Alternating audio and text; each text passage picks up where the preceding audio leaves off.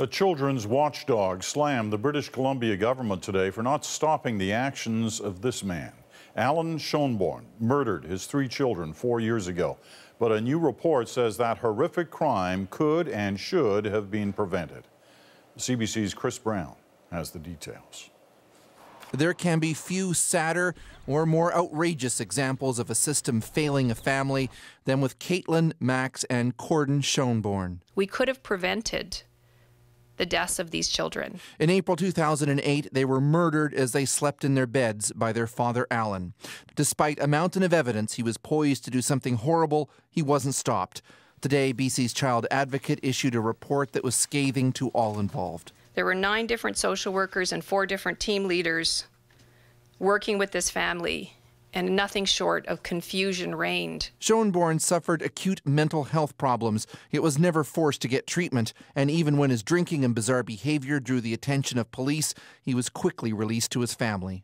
In the week before the children's death, Mr. Schoenborn was arrested 3 times and released.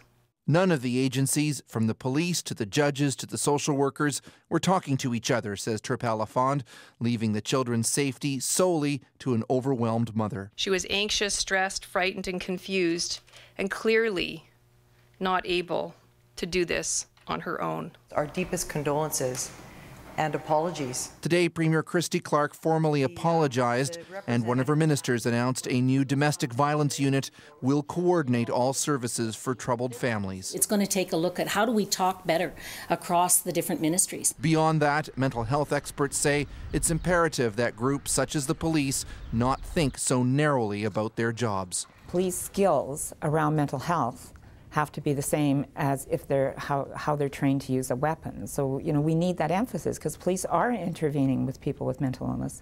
In an eerily similar case a year before this one involving a Victoria man who murdered his family, the child advocate made similar recommendations. But she says the government didn't act and must do so now before more children are hurt or die. Chris Brown, CBC News, Vancouver.